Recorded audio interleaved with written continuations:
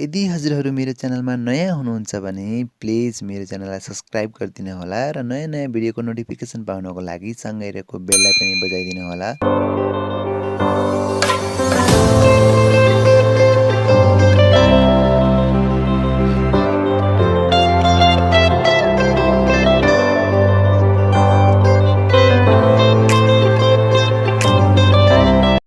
नमस्कार सम्पूर्णमा फेरि पनि म यहाँहरुमाझ सधैँ चाहिँ उपस्थित भइसकेको छु।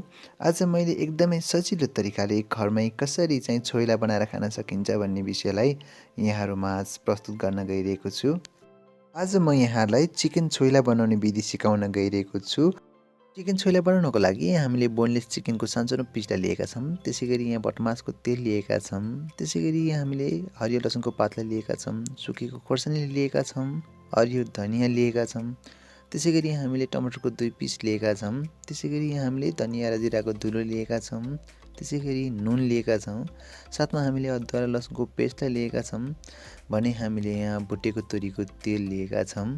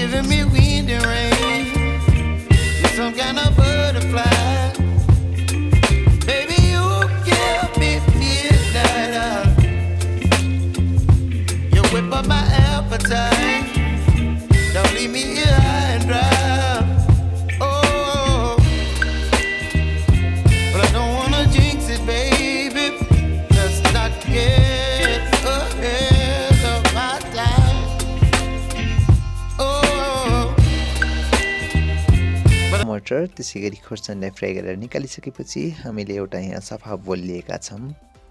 फ्राई गरिएको टमाटर अनि फ्राई गरिएको चिकनलाई हामी बाउलमा राख्छौं।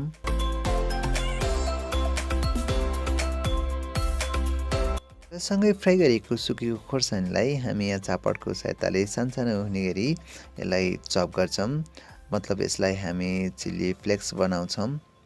यसलाई हजुरहरूले मिक्सरको सहायताले पनि यसलाई चिल्ली फ्लेक्स बनाउन सक्नुहुन्छ, तर हामीले यहाँ नाइफको सहायताले गरेका छौं।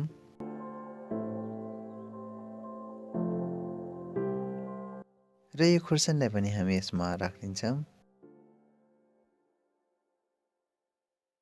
र यहाँ हामी हरियो लसुनको पातलाई पनि यसमा राखिदिन्छौं। त्यसैगरी यहाँ हामी हरियो धनियालाई पनि राख्छौं।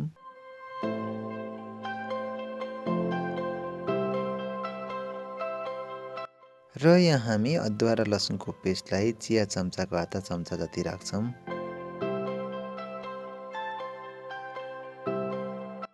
त्यसैगरी यहाँ हामी जिरा र धनियाको धुलोलाई पनि चिया चम्चाको आधी चम्चा जति राख्छौं।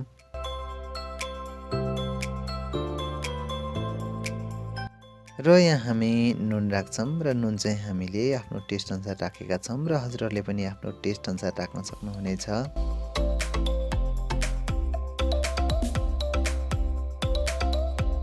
र यहाँ हामीले छोइलाको लागि भुटेको तोरीको तेल लिएका छौं र यसलाई हामी थोरै राख्छौं। तेल राखिसकेपछि हामी यसलाई राम्रोसँग मोल्दिन्छौं। राम्रोसँग मोलिसकेपछि छोइला पूर्ण रूपमा खानको लागि तयार हुन्छ। हजुरहरूले देखिसक्नु भएको छ र आशा छ हजुरहरूले आजको भिडियो हेरेर घरमा पक्कै पनि छोइला बनाएर खान सक्नुहुनेछ र यहाँहरूलाई आजको भिडियो कस्तो लाग्यो, जस्तो लाग्यो त्यस्तै कमेन्ट गर्नुहुन अनुरोध गर्दछु र अहिलेसम्म हेरेर साथ दिनुभयो यहाँहरूलाई धेरै धेरै धन्यवाद दिन चाहन्छु। भिडियो मन पर्यो भने लाइक गर्न नछुटाउनुहोला। Thank you.